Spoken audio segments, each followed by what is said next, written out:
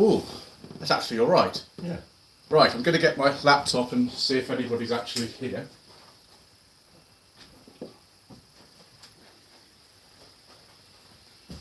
Right, good evening to you all. I think we've got this sort of chat on. Mr. Coleman is here with me. You've got some thumbs up. I take it that you can actually hear us. We've had to jerry-rig a bit of a setup here, which isn't always ideal, but welcome to half the sort of things that happen on the channel. So Mr. Coleman has, how do I put this?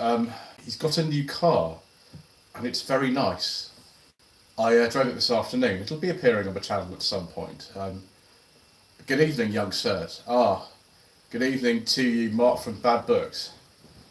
Just trying to find on my laptop where we can sort of keep a sort of eye on the comments. Why is that not sort of come up on here? But anyway, I can see on here. Paulie Galtieri says, good evening, gents. Good evening. Agent Barry, that guy from SETI Alpha 5, says, good evening. How are you? Good evening to you as well, sir. Don't know why it's not showing on here. I think what I have to do actually is to sort of do this a different way. So just talk amongst yourselves whilst I sort this out. Mr. Coleman has been a busy boy. That's probably why you haven't seen too much going on his channel recently. Yeah. You've been sort of putting in sort of 12-hour days, haven't you? Yeah, 12-hour days, 6 days a week. Yeah. And pretty rubbish. Not enough hours in the day, etc. So yeah, it will happen, but it's I can't promise anything as yet, as I've said before. So no. Be patient, and you'll see more of me with Joseph than you will on my channel for the time being. So it'll happen again. Don't worry. Yes, unfortunately, I was able to fit in a visit to Mr. Coleman. Oh, there we go. Actually appeared on here now. Oh, yeah. I was able to fit in a visit to Mr. Coleman to do some other filming today. I filmed 3 cars this afternoon. One of them I've been wanting to get hold of for some time, and actually that'll go out tomorrow night. I've just edited the video, and it's not something that perhaps some of you will be necessarily that fussed about, but some of you, how do I put this? It's a version of the second car that ever appeared on the channel, and it's the brand new version that came out about 6 weeks ago. So it's not something Mr. Coleman's fussed about. It really isn't. But that doesn't really matter because it's not really designed for someone like him. Right? How do I find? Yeah, I would have a pop-up. The pop-up chat's not appearing on here for some reason. It's appearing on there, which is fine. Oh, I found it. Right, here we go. So we're actually working properly now here. Mr. Manning from Matty's Cars. Good evening to you, sir. Good evening. I hope that you are having fun in your Lexus. That was, a most agreeable vehicle to drive last November. Braintree Music says, good evening, gentlemen. Good evening, sir. Good evening. Paulie Galtieri says, will you be, I think, partaking, not parting, in the luxury and the appurtenance of gracious living of Mr. Coleman's latest Volvo? I've already driven that, sir, and it was most agreeable.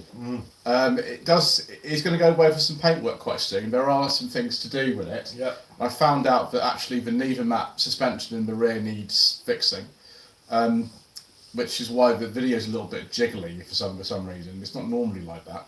I kind of fancy one of those myself. I'd probably have a saloon. And predictably it would be a dark green one with a beige leather interior, because that's the way that it is on this channel. Agent Barry says, I'd like that Volvo very much, but he says he's after an S40 Series 1. You mean the Mark 1, that's 9604? I mean, they're all right. The engines are all right in those. You can get a T4, which is quite fast.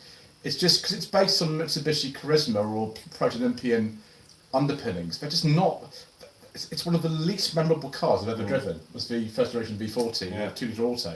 It was fine. I can't really think of anything to say about the way that they drive. Like a wet bank holiday Monday. It's fine. There's nothing wrong with it. I mean, the T4 is probably quite exciting, but that particular one. There's just not really an awful lot to say about the standard V40s and S40s. They're fine. There's nothing wrong with them particularly. They're very cheap as well. Unless you want a T4. Oh, we've got a view all the way from Lakeland, Florida. Hello to Kevin Hawthorne. Good afternoon it is in Florida.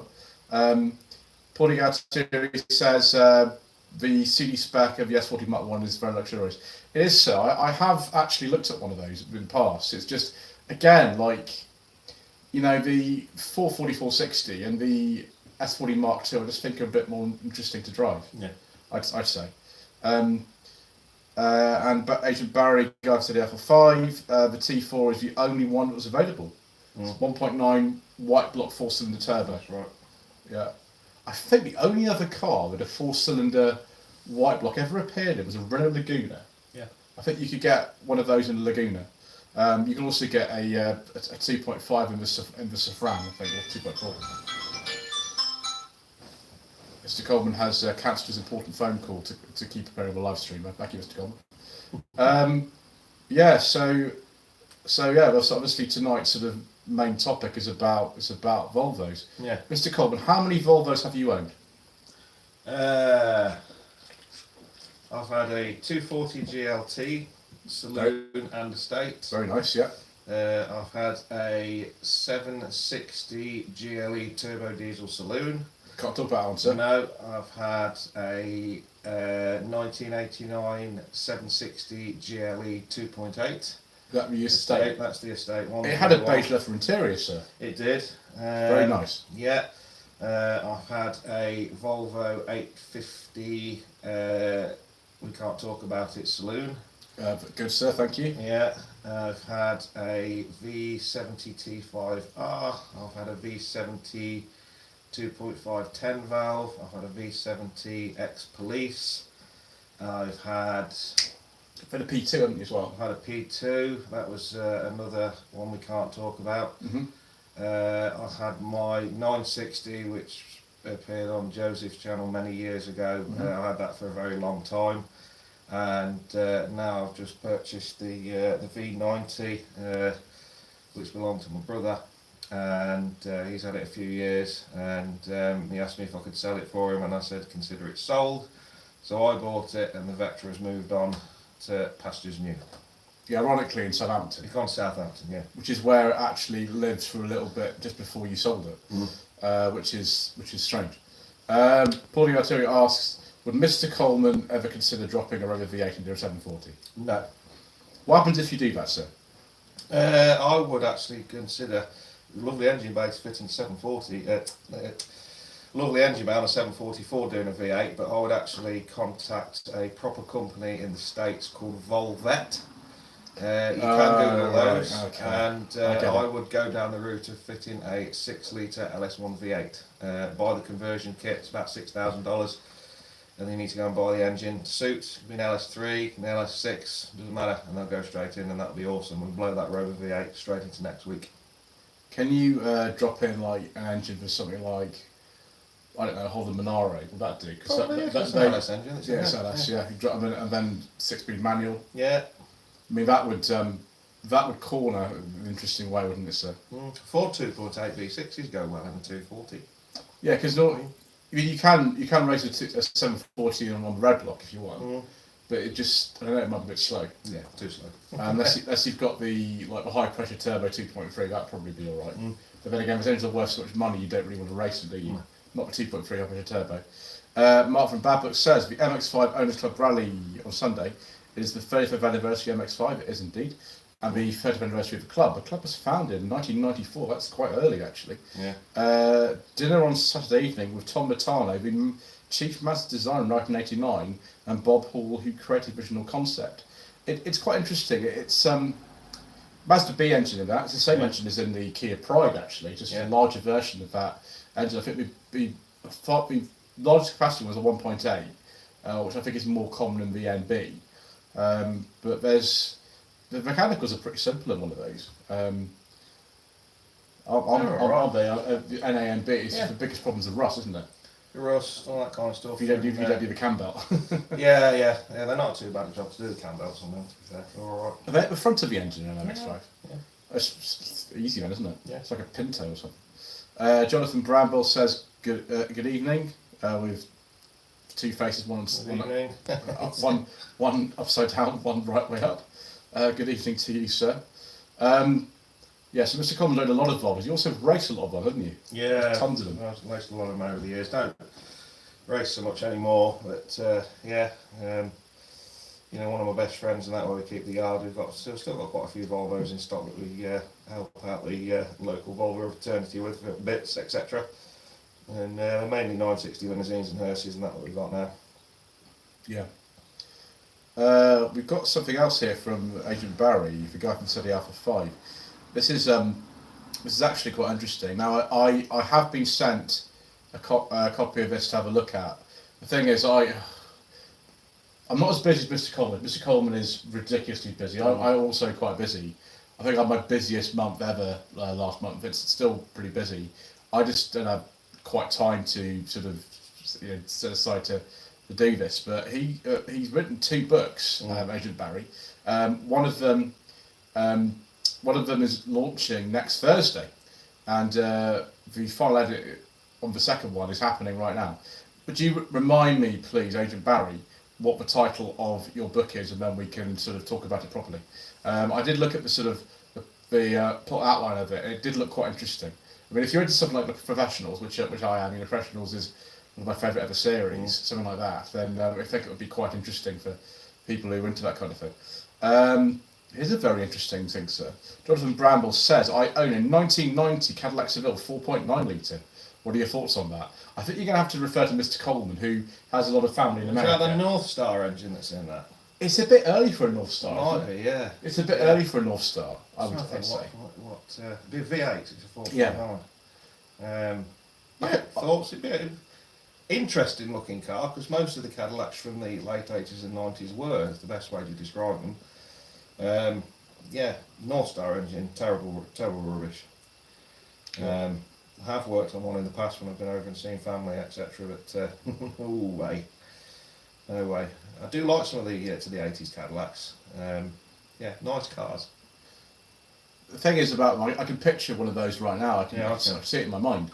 A very very traditionally styled Cadillac, probably not best used on tight corners. I wouldn't have thought. Oh, I'd give it a real good go. Yeah, you'd have serious tire swirl and tucking under wheels, wouldn't you, if you do that? And then Paulie Arturi asked, what do you think of the Volvo 262C? Very nice car. You ever driven one of those, sir? I have.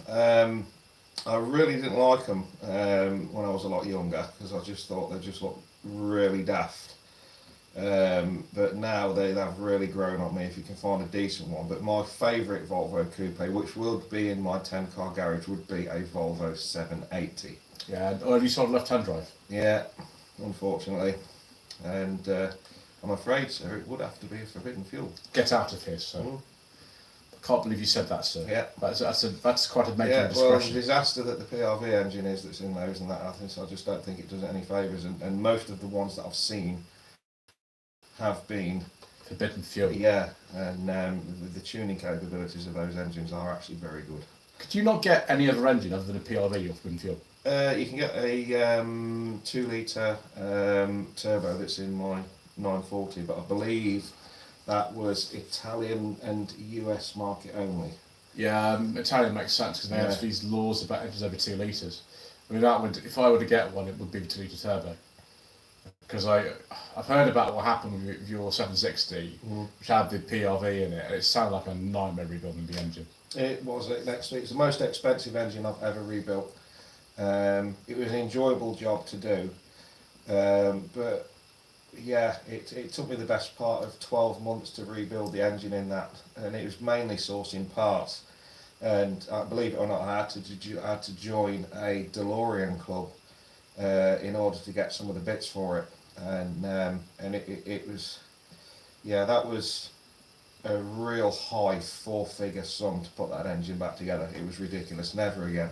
Lovely engine, but cost-wise and the way it got through fuel and the power that it delivered was really disappointing. And I don't moan about fuel economy, but that thing was shocking. That's why you probably recommend a 760 turbo. Yeah. That'd be one to go for, wouldn't it? Yeah. Because those are like, I think, similar power output and none of the complication. No. It's a red block, isn't it, in that? Yeah. I think you could get that engine in early 960, wouldn't you? Get it in early 960. It's 2.3 turbo, I think. Again, Italian market only. Yeah. Right, here we go. We've got some information about Agent Barry's book. It's called Hard Pursuit. That's a good title. Special brew. It's a military spy thriller in the style of James Bond and Aston McLean. It can be bought from the publisher Black Rose Writing. That sounds interesting, actually. That. Thank you, sir. Aid Brain asks what you drinking special brew. No, we're drinking Foster's Shandy. It was in the thumbnail. It's Foster's Shandy, which I haven't actually had before. It's not bad. I don't really like Foster's particularly. No, I don't. When I was back at school in the sort of late 90s, we used to call it rat urine. I think it's not bad, but this is fine. It was special brew, but we probably wouldn't be able to hold much of a conversation if it was. Right. Sort of thing. So, yeah, the Volvos. The thing is, the V90 Mr. Coleman has a very, very late one. They were discontinued in this country in July 1998, so it's quite soon after that car was actually made. And the 940 had been discontinued, I think, January, February 98 as well. Yeah. So just a little bit before that. So the estates weren't directly replaced. For a couple of years, it was just the V70 P1. That was all you could get. And then in 2000, the P2 came out. But they overlapped a little bit P1 and P2 for a few months, because Volvo used to do that all the time. Yeah. And really VS90 was replaced by VS80, which I have driven. It's a very soft car, VS80. It's just a little bit too sort of boat-like for me. The one I drove was fine. It was a 2.5 turbo, and it was a decent car. I just thought, well, it doesn't really drive like a 960 or S90. No, it doesn't. And for some cases, they kept the S90 going for a couple of years because a company called Nielsen in Sweden, who made limousines and I think ambulances as well. Yeah, the ambulances, the hearses, they did all the S90 Royals and executives, all that kind of stuff as well. So they were Volvo. When we at the end of production, they did actually make probably an extra 1,000-1,500 body shells, to which Nielsen stored, and obviously finished customer orders off. Well into the even late 2000, and because some of the one of the 960 limos that we've got at my place that's going to go racing is on an X plate. Yeah, that's probably one of the last ever, isn't it? Which is weird. You do see them. There was one lived in Eastleigh for a while, a limousine on a T plate, which had the conversion. You can tell because it's got 6 doors on it, not 4. And the S80, the platform is very similar to an S60 P1 or P2 or an V70 P2. Yeah. Very similar, all those 3 cars. Yeah. And it's got really nothing to do with the 960 at all, apart from the fact it's got some white block engines in it. Yeah. But it's a different type of white block engine. It's a front wheel drive orientated white block. It's a 2.9, isn't it? It's 2.9. Yeah. There's a lot more Ford involvement, etc. with all of that, whereas the 960 V90 is solely Volvo. Yeah, there's nothing in common with that. I mean, as far as I'm aware, the V90 S90 first generation were the last rear-wheel drive Volvos until 2023. Yeah. Because you could get an XC40 bizarrely with rear-wheel drive only, which is obviously way beyond kind of the sort of scope of what Mr. Cobb would normally work on. Yeah. I think the thing is anything after about 2015 with Volvo, I find a little bit less interesting. Yeah, I do. Yeah, until then, you still got the P3 cars often in production, S60 P3, the S80 P3 and the V70 P3, all about 2015, 2016. We've got a new channel member. Braintree Music, welcome to the Fiesta Mark 7 channel tier, because really the Mark 7 Fiesta is the ultimate sensible second-hand car, isn't it, Mr. Coleman? Yeah. I would say. Welcome, thank you very much, that's very kind. So we get that's interesting. They finished the full involvement in 2019 with the V40 Mark II, which it's all right. I drove one on the channel quite recently. The video went up a few days ago, and it's all right. But I prefer the previous generation of those cars, the S40 Mark II, the C30, the V50, and the Mark II C70. I prefer those. C70 Mark II I don't particularly like in a way because they're actually not that fast. No. Like surprisingly, the one I drove was a T5 with the rip kit on it, and it should have been ballistic, but it just wasn't. I don't know why. It's strange. Lee, who's a Volvo specialist, really sort of dealer. I mean, he prefers the first generation one, to say do I, even if they're not the best cars to drive. But I do just prefer them. The C30s are good, apart from the rust, because they're based on a standard Mark II Focus platform. And if anybody wants to know what the rip kit is, do ask and I'll explain. It basically gives your T5 engine Volvo a bit more power, doesn't it? It does, yeah. And you can tell under the bonnet which one's on a rip kit, which one hasn't. Problem with any T5 Volvo is you've got to run it on premium fuel. Yeah. You've got to put 97 minimum octane fuel in it. Which I have to with the V90. Yeah. I've got 104 pounds worth of fuel in that this morning. Shell? Yeah. Good old Shell V-Power. The other thing as well is that the standard 2.4 earlier it was called 2.5, but they're all 2.4s really. Yeah. That particular engine, which was in tons and tons and tons of Volvos, 2.4. It's a much more reliable engine than the T5s. You just don't have the same level of problems with all. Even on the turbocharged 2.4s. It's the same with when Mr. Hunter had a T5 850. He had problems with oil leaks as well, and they just get to a certain stage. If they haven't been quite looked after properly, massively. It is curable, but it's expensive. It's often far more than the car to fix, and that's really the issue. But I think the later T5s don't tend to have so many of those problems. It's the ones up until about 2004, I think, is when they actually are better. But I think the 2.4, either this normally aspirated one or the one with the turbo 2.4T, they're called, are probably ones to go for if you want to go for one of those. We've got some more questions here. Boarding R2 says, barley wine. Barley wine, that's gold label, that used to be called. Yeah, the little gold cans, he says. Yeah. I've never had that. Yeah, you don't want them, it's horrible. Braid, my 190E has never had an MOT advisory. Your brother's got one of those, hasn't he? But we can't talk about that. No. We can't discuss it. I mean, it might be coming to Festive the Unexceptional. Might be, yeah. It might be, I don't know. But we can't talk about it anyway. We've got another question for you here, sir. What does Mr. Coleman think of the first generation S80? Alright, just a bit like driving your bed. Very comfortable, very fast. If you can find a turbo one, a 2.9 turbo one, let me know, because I'll buy the head off of it and stick it on the V90. Yeah, I mean, the one I drove was a 2.5 turbo, about 210 horsepower. Yeah. It was a manual as well, the one I drove, so it was quite quick.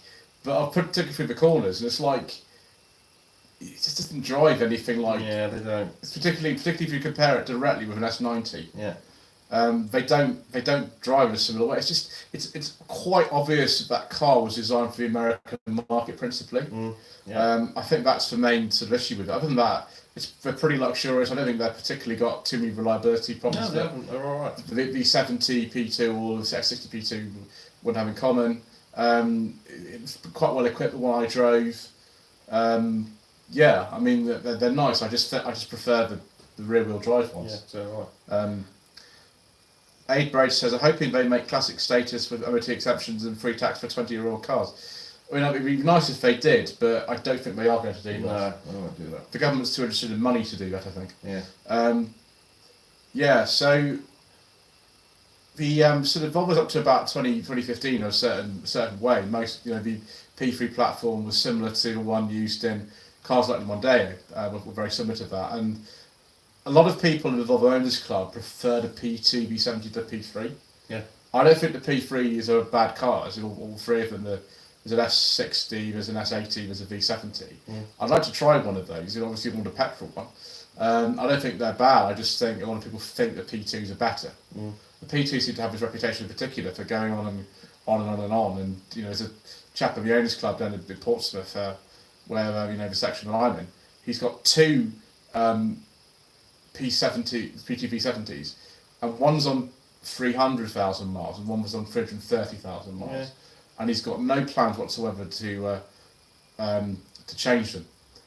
He just doesn't want to. And really, you can't go into Volvo showroom now and even buy a replacement for them. Mm-hmm. You'd have to be like in the police or Yeah. the fire service or something like that to get one of those. Yeah. And I've just heard some really bad problems with reliability with them as well, not very good. which I'm really surprised about. It sort of makes me think that, you know, even if I'm in the club and we've got cars up to like 2023 in the club, we've got a couple of those.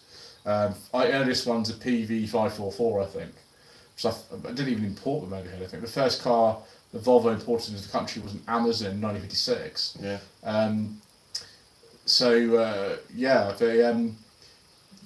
There are some sort of later ones, but I don't know. There's a lot of other cars I would buy. I think if I were in the market for a car, I thought I'd just go straight to a Genesis show and buy one of those, because the Genesis just has such a good package. Like, they will cover you for 5 years. You get free courtesy cars. You get free servicing. They're nice, luxurious cars. They're going to be reliable because they're based on a Hyundai and Kia. You can get them with some good turbo engines. You can get a beige leather interior. You can get dark green. Yeah. Like, they don't sell any of them, but I'd much rather have one of those than a BMW, Mercedes, or an Audi. Yeah. Not only are they not that common, whereas a BMW Audi are one of the, you know, the most common cars around, really. You also know you're going to be looked after properly. Yeah. For one of those. The styling's a bit, well, it's personal taste, but I think the G70 is good. I'd rather have one of those than a Volvo, which is strange, but I just don't want to have to deal with, you know, what happens after the 3-year warranty runs out. Which, you know, Mr. Cole won't be able to sort of be working on that because he just will refuse. Yeah. Which is fair enough. Brent says, I'm very pleased to be a member of the channel on the Fiesta Mark 7 tier. I've owned one and it was pleasingly average. I think really, compared with the Corsa, a Mark 7 Fiesta is a better bet. Yeah. The only thing you've got to do is completely avoid the EcoBoost engine. Despite what Ford have said recently about whether they're going to fix them or not, I would just buy the 1.25, 1.4, 1.6, ZTEC SE engine, make sure the cam belt's been done, and then you'll have a nice car. Yeah. Matt W says, hello sir. Benjamin says, I think Volvo stopped the fighters in the 2015 full stop. So I've got no interest in other Volvo since. I've got a Polestar S60. Oh yes, a Polestar was kind of like, before it became this electric brand and no one wants the cars anymore. Yeah. It was actually the fastest ones you could get. And then a P2 V70. Excellent. Yeah, good cars. That's good. That's good taste. That.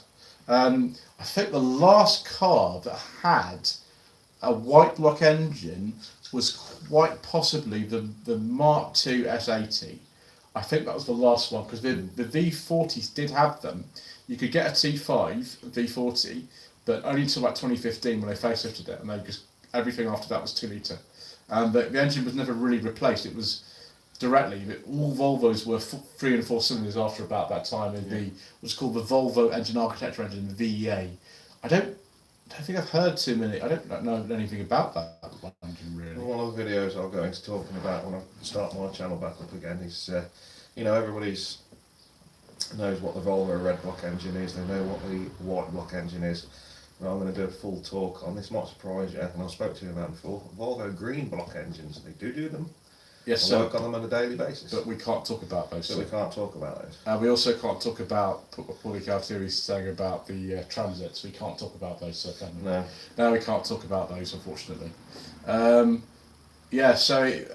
after sort of 2015-16, but Volvos don't really interest, you know, most of us in the club, or some people who have them.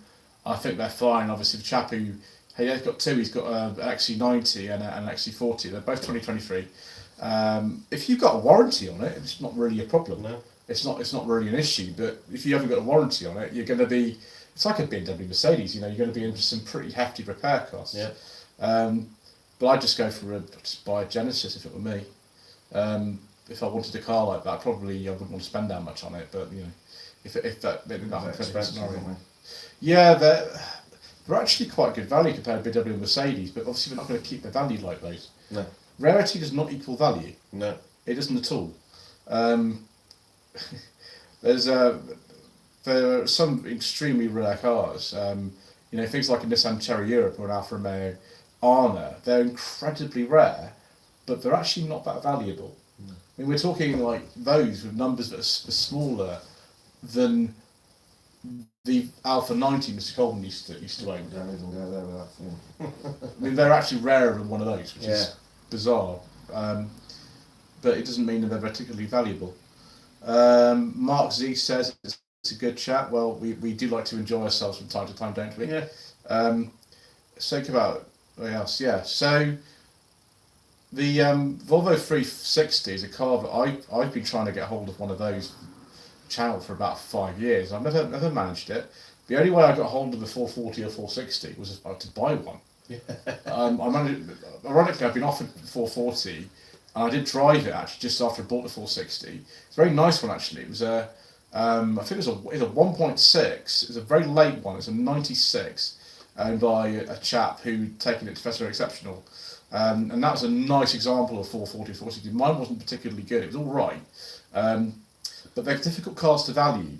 They're either like mine, sort of like in need of a fair few things, or they're great. And his one was great. It was good.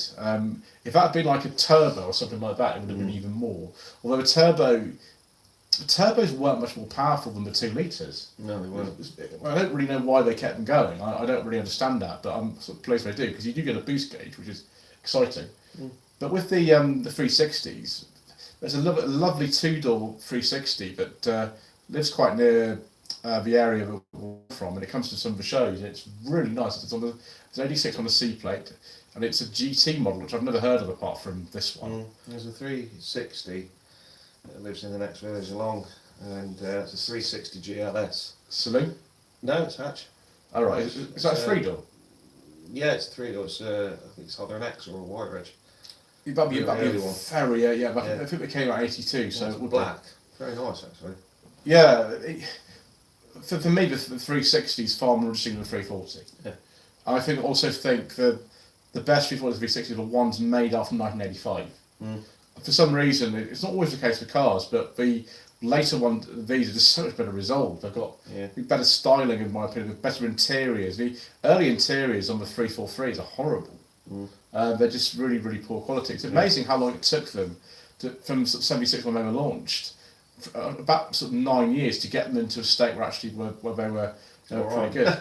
And obviously with the 2-litre red block engine and the 5-speed manual in them, they're actually pretty good. The only thing is the steering is probably a little bit heavy, because you couldn't get power steering on any of those for some bizarre reason. It's like the sort of not as bad as an early 440, because some of those didn't have power steering either. That would be the nightmare. But yeah, it was really strange how Volvo kind of ran on these two sort of parallel tracks for so many years. From when they bought DAF about 75, I think they bought them, and so you got the Volvo 66 and then the 340s and the 440, 460. Yeah. And then you sort of continued with the first generation S40 and V40, which were based on the Mitsubishi Charisma and the Space Star, and also the Proto Olympian. And there was this one particular S40 V40 that you really shouldn't buy in the first generation, and that's the one with the Mitsubishi Charisma GDI engine in it. They're quite rare. They also made a 1.8 4-cylinder white block as well. The only way you actually know when you're looking at one of those all at the time, because they're both badged 1.8i, is if you look at engine capacity on the sort of internet and look to see if it's the GDI or the white block. And there's a reason you need to know, because the GDI won't run an E10. No. I don't think it's even Mitsubishi compliant. I don't think it is. Probably won't be. Which is bizarre. Whereas the white block 4-cylinder, you can run it on E10. It's no problem. Yeah, well, that's it. And you can also go in the ultra emission zone. After one made after like 2001 or 2002, I think.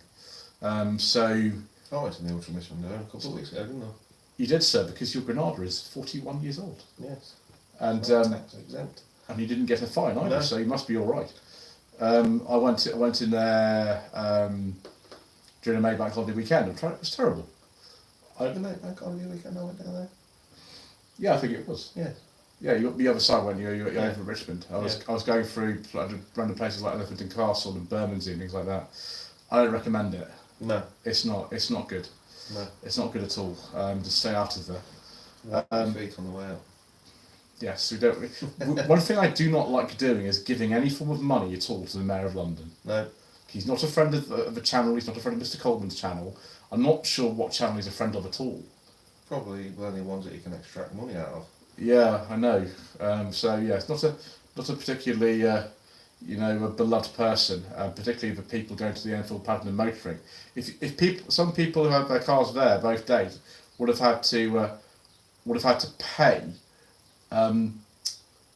the fee twice, so £25. Yeah.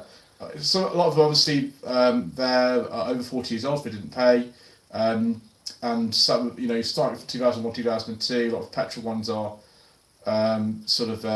exempt, but it's the ones in that kind of period that are sort of vulnerable. Lots of 80 stuff, E30 BMWs and XR3Is and tons of stuff, yeah. Jaguar XJSs and all that sort of thing, which is a shame. But probably means why the event wasn't as busy as I thought it would be actually, and that might well be why. A lot of people came on one day and then didn't come the other day because they don't want to pay twice, and that's you can't get around it.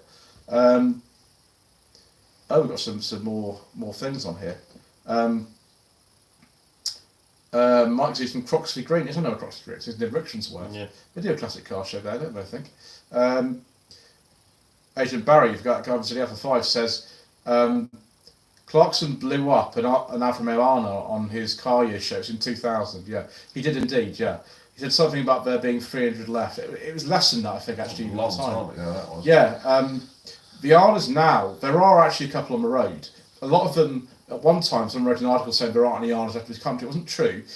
What they meant was there aren't any taxis on the road at the moment, and there weren't. No. There are some on Saul, and it's the same with the Cherry Europe. There are a couple, but the numbers are they're so tiny. Yeah. It's unbelievably tiny on there. So, why Nissan decided, I mean, I understand that Alfa Romeo want to market the Arna because it's really an Alfa replacement. It wasn't really the same car as a 33, which was a bit bigger than an Alfa.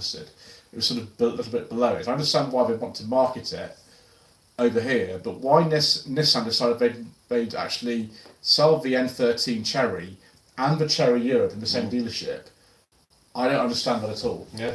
It's interesting that they did. They even made a GTI version as well. Yeah.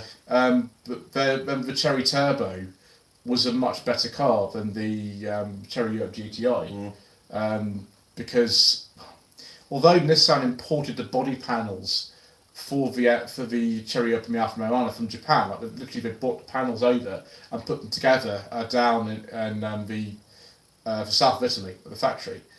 Which is why Alfa is called Alfa because it means Alfa Romeo South. Yeah. They didn't do a very good job. So the N13 Cherries weren't really known for being Russian anyway. Yeah. Like nothing from that time pretty much was, apart from certain Volvos and things like that. Like nothing really was. But they just seemed to do a worse job at the Italian factory than they did at the Japanese factory, despite having the same panels. And also, I think the box engine is a bit more difficult to work on than an E-Series engine in an N13 Cherry. So, yeah. Interesting car, though. Right. Poliato said, Volvo did an S90 Royal, did they? We did. Beige leather interior and wood. Yeah. Yes, sir. We would like one of those. Braintree Music says, my friend had a 1998 Volvo V90 ambulance. Got one at the yard. Yeah, it's a 2.9, but it's badged as a 3 litre. That's right, yeah. This is what you have to say. Bottom of the customer, yeah, it'd be a Nielsen, won't it? Yeah, it's the Nielsen ambulance, and all the interior in the back. Like the gurney carrier and the actual seat for the physician and paramedic is all made by Recaro. Yeah. Yeah. I drove a car with a Recaro seat today. I won't tell you which one it was, so you have to guess that one. Lord Civil says Genesis could go the same way as Infiniti. They could actually, yeah, that's absolutely true. Mr. Quirk from Planet Auto and I were talking about this the other day because he has tested Infinitis. Like I've tested one because for some reason, Infinity wouldn't let me have any more cars after I tested one. There's an Infinity that lives around the corner. Yeah. Q45. Yeah, Q45. That's right. Sorry, Genesis wouldn't let me have another one. Infinity disappeared. I think it was 2019. I have hopefully got an Infinity coming on the channel at some point. I know where one is. Yeah. I have asked about it. It's a 2010, I think, the Infinity that I've been looking at. They just, again, I don't think Infinity is necessarily bad. I don't think they were super bad or anything like that. I just think that if you've got a car that sells 50 units a month or something like that, yeah, it's not really justifiable to keep it going in this country. No. Because a lot of the stuff is quite sort of unique to an Infinity, and there's no residual value, there's no brand awareness or anything. No. Regardless of the quality of the car, regardless of how good it is, you're going to have this sort of hot job on your hands. And what's happened is that Genesis have decided in this country to get rid of the separate branding. So all showrooms won't be separate Genesis ones, they'll be integrated in Hyundai. And you might not get all the concierge stuff that you used to get on Genesis anymore. Which is a shame, because that's one of the main reasons to buy one, is all the sort of extra support you get and the way you get treated better than a standard Hyundai dealership. Not that Hyundai dealerships are bad necessarily, but Hyundai and Kia are some of the best dealers that they actually have. But yeah, the territories are so small for them, because despite what they've tried to do, despite me and Mr. Quirk and other people saying how good they are, no one seems to bother. They just go straight to a BMW showroom and buy a 3 or 5 series, or probably these days like an X5, or the horrendous X4 or X6 things, which I'm not very fond of those really. Sean Cook says, "Good evening, chaps. Good evening, sir. I just finished work. Listening on the way home, but we cannot mention the Mini's engine. I can't remember if that's because the Prince engine or it's Forbidden Fuel. But thank you for your self-censorship, sir. We continue not to discuss the Prince engine because it's not good. Rubbish. It's not good." Matt W said, "This is a good thing here. Disappointed that Sadiq Khan got re-elected as Mayor of London." Yeah, I still don't know why actually that happened. I don't know anybody who actually would say, "Oh, I'm a fan of Sadiq Khan." He probably paid everybody off with all that congestion charge fees he's been raking in. Yeah, something like that. Yeah. There we go. Polygon 2 says, this is actually true. I remember Clarkson crashing a 340 on purpose in one of the videos. Yeah, I think it was either the first or second video. It was 96, 97. There's one where he blew up the Yugo as well, isn't it? Oh yeah, this one, it's a very first video. It's Clarkson Lucid Cars 1996. He crashed at the 345, I think, a late 345 into a tree. Yeah. And it still ran, because, it's a Volvo.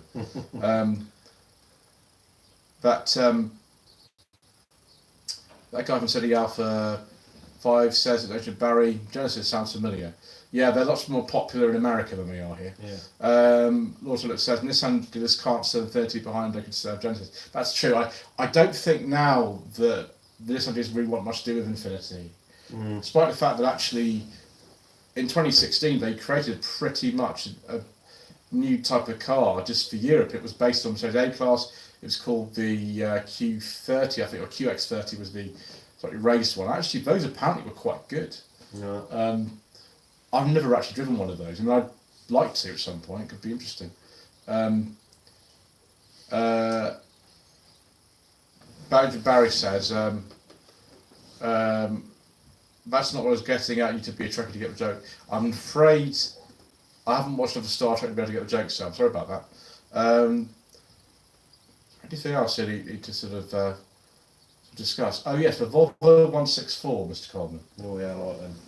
I actually saw, and a lot of you would have seen this video because the statistics say that a lot of you have.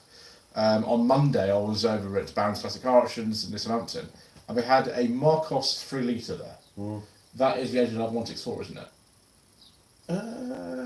3 litre Volvo, I think they call them. No. Is it not? Ford 3 litre. Is it? Yeah. I thought it was a Volvo engine in this. No, 3 litre Essex, no. Yeah, 3 litre V6. They didn't put a Volvo engine in it? No. So, Volvo engine, the 3 litre engine, is a really big, deep engine. It's massive. It's about that long. Actually, Marcos is quite low, Yeah. so What other car did that actually go into, Mr. Coleman? What, the Volvo? Yeah, was it just 164? It just went into the 164. It went into some of the Volvo military things. Oh, God, what those military ones are called now? Yeah, they kind of look like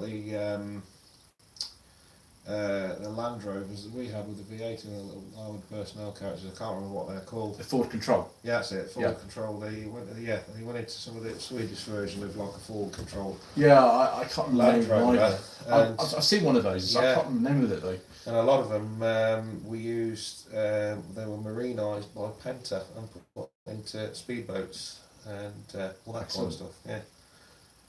Yeah. Oh, here we go. This is good questions here. Paulie Artis says, do you know what happened to the yellow Volvo Estate that Jerry drove on the Good Life television series? That's a 145, I think, that one. Yeah. No, I don't, I'm afraid. I have seen The Good Life. That's good I like The Good Life. The first episode, Richard Bryars sells his car to buy a rotavator, and my lady wife and I were talking about rotavator the other day. Actually, they're quite useful if you have a vegetable plot or something. They're quite useful for turning it around. It's much easier to do it with that than actually doing it by hand. It takes forever. Adam Henderson asks, says Noble used a Volvo engine from the XC90. Yeah, 4.4 of the Yamaha V8. Same as what's in my dad's XC90s, is it? Yeah. People forget with the XC90s, and I drove one of these recently, that there were actually 3 petrols available. Mm-hmm. One was a 2.5 turbo white block, 5-cylinder. One was the 6-cylinder. You could either get, I think it's 2.9 or 3.2. 3.2. You could actually, I think the 3.2 was a later one, wasn't it? Yeah. So the early one's a 2.9 and the later one's a 3.2. We got both in this country. The one I drove was a 3.2. And the one that's the rarest but the nicest of all the XD90s is a 4.4 V8, which are primarily designed for America, but worse than sold over here because Mr. Coleman's father has one. He does, a red one, very nice. I think it's like 300 horsepower, isn't it? Yeah. I think the Noble's probably got even more out of it, but it's not a bad engine, is it, that one? Nice engine, very quiet. Yeah, pretty burbles away nicely, doesn't it? It does. And you can watch the fuel gauge kind of moving like this. Not as bad as what you think. Because the 2.9 and 3.2 actually 90 aren't great either on fuel, are they? No, nor was that. They're pretty bad. Martin Babbitt says the 145 had a good life was Safari Yellow. Yeah. Yeah, sounds about right to me. Braintree Music says my friend has an Infiniti Q45S V6 hybrid. Yeah. A nice car. It's the same V6 as the 350Z or Renault. Yeah, they used that and the Velsatis as V6 well, in the Velsatis. I don't think it was in the Avon time. I forget now. I don't think it was. Was it? Yeah. That wasn't the same as the Clio V6. No. Because that was actually a Peugeot Citroen engine. Yeah. Yeah, the 3.5 Velsatis sounds like quite a nice car actually. I'd probably like to try one of those at some point. I actually know somebody here who's driven one of those. And then Paulie Arturo says, didn't the Freelander use a Volvo straight 6? Freelander 2 did indeed. My friend's got one. We seen him in it the other day when you were up last. You know, I said, oh, there's Victoria. She flashed at me. Yeah. And you asked if the Freelander was petrol, and I said, yes, it is. Yeah, there were 2 petrol Freelanders available for the 2s. One was a 2-litre turbo. I think that was mainly sold in Japan. Yeah. I don't think there were many sold over here, if at all.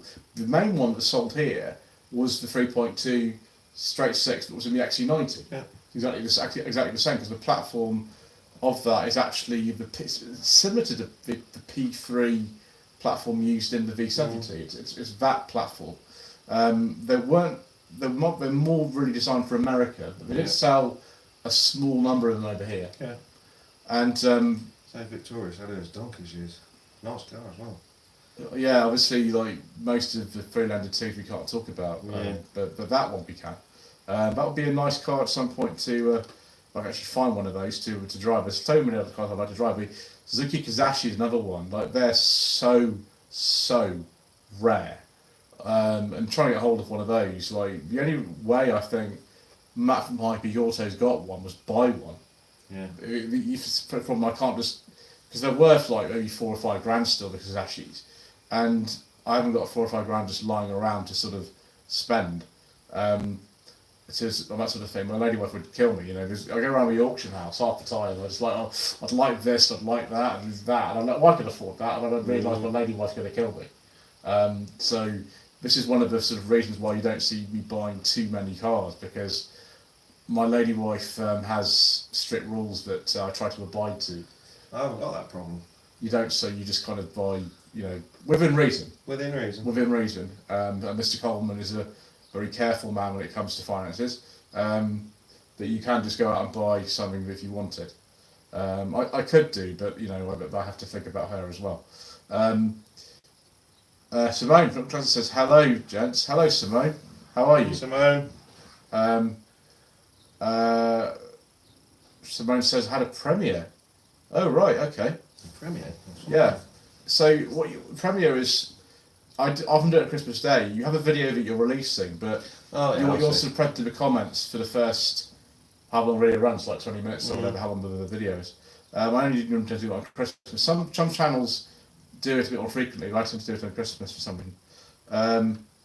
Yeah, so we've probably got only sort of 5 minutes or so left. Have any of you got any sort of further questions for us? We finish off our discussion about Volvos, because there's always a lot to say about Volvos.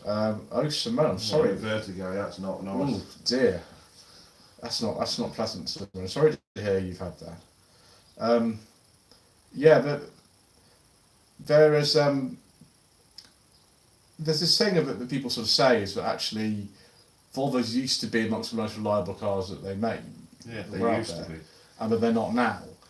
But there's differing opinions of when that sort of happened. I would say up till kind of 2010, by 2015, they were sort of doing. I'd say that the reliability started to dwindle post 2010. Yeah, so after Ford sold them in 2008. Yeah.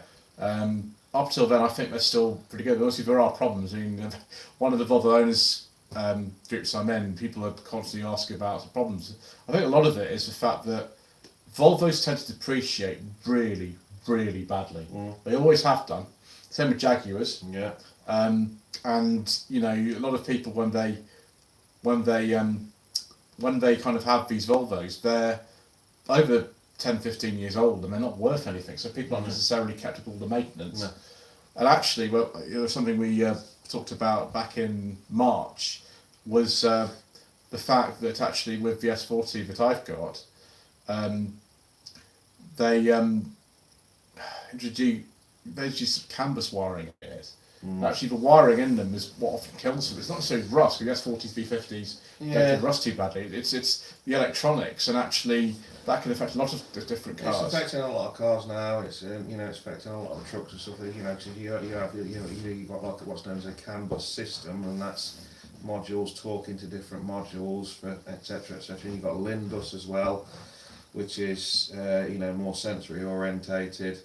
For like engine performance and commands, etc. That the engine desires or the gearbox desires, even with body control modules and stuff like that. But as cars are aging now, I'm seeing it more and more. Classic case in point with your wiring out to do on yours is the quality of the wiring and stuff that they use, and it's all the same colour, which really bugs me.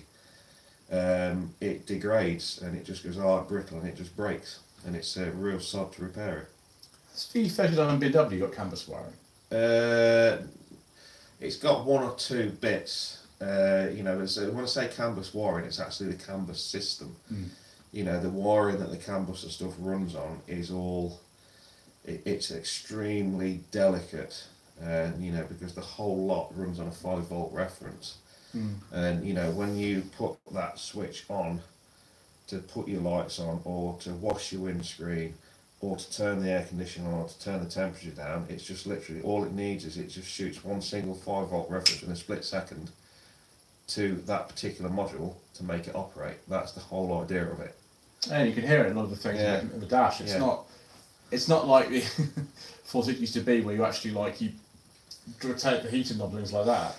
There's no sort of physical connection. You can hear some switches operating in the dash of the S40, and that's probably what it is. Yeah. But yeah, that's the sort of a lot of the time it's the issues, or it's some some Volvos from the time do rust. It's 850s and C70s and P1, V70s and the S70s. They're starting to do that now. Yeah. Even sometimes you get it on the P2. It's not that common. But you can get it on the PT cars now just because they're old. Yeah. And so and a lot of them don't have a lot of value anymore, which is, this is one of these things. So Volvos do have problems like anything else does, but a lot of the time it's due to the fact just because they're sort of old and they're not very high in value.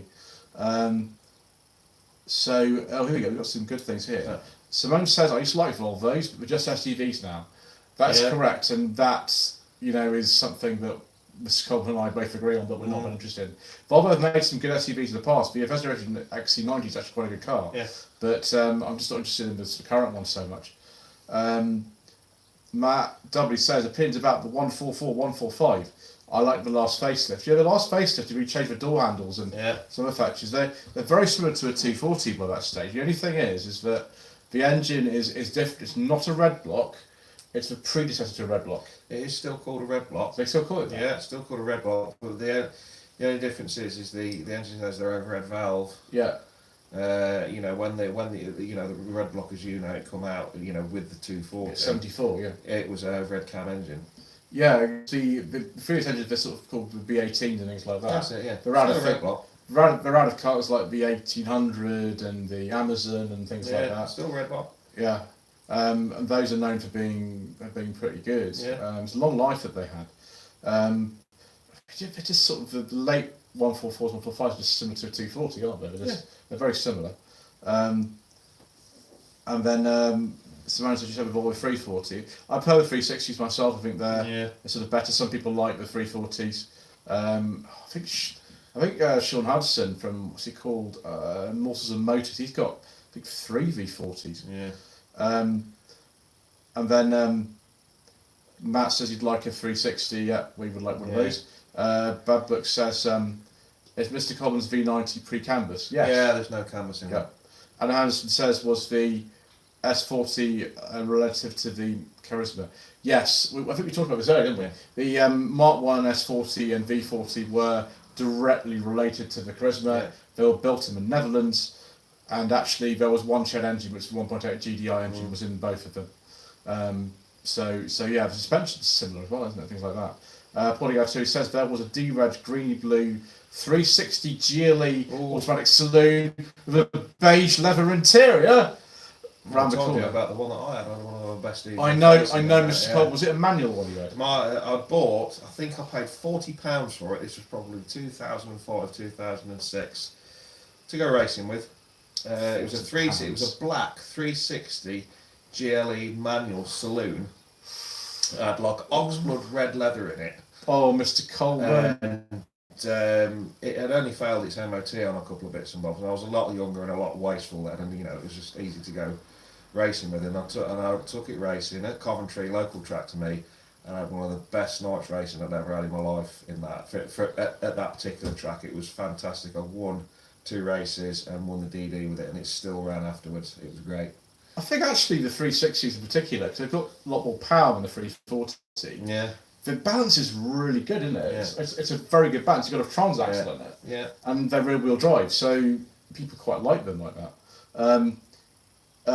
Agent Barry, I've said F5 has to go. That's fine, sir. Goodbye to Barry. Yeah, the particular type of person. I mean, when they were new, they weren't really bought by like many younger people, but they fell into this category probably in the sort of 90s, where they were really cheap and they're rear-wheel drive. Yeah. And so tons of younger people got hold of them, and now they're a different scene for them, really. They went through a phase. I've never actually witnessed it myself. They went through a phase, particularly the 360s. Yeah. Because the spare wheels under the bonnet.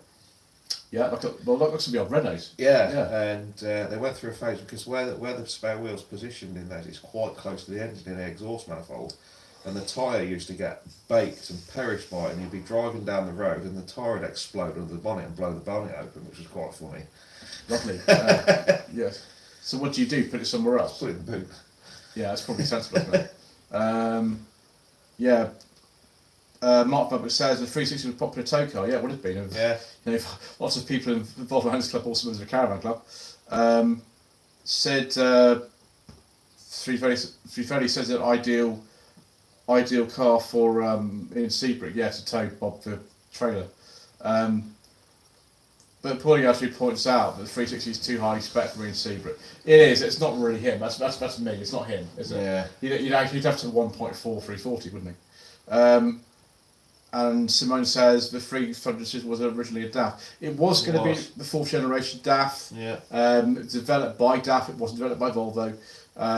But when it was launched in '76, obviously by then Volvo had taken over the company, and they decided, because we already had the Volvo 66, to badge it as a Volvo rather than a DAF. I think that's it, sir. Yeah. Yeah. Wasn't got anything else to ask? You can have an extra 5 minutes, I suppose. But Well, anything else to ask before we go? if It's nice to see everybody again. yes, it's been a while, hasn't it, Dave? I don't even remember the last time we did one of these. I think it was Before Christmas. it was a long time ago, wasn't it? Yeah. It was a very long time ago. I think that's it then. We've run over an hour now. Yeah. Well, So, nice to see everybody. Thank you all so much. Stay in touch. Yes, thank you so much for watching. Hang on. Sid 3300 asks if I can get hold of Mr. Pink's Ego Sana. I don't know. We'll have to see. Yes, thank you. Thanks, you all. Simone. Nice, yeah. And we will see you again soon for some more entertainment. Bye.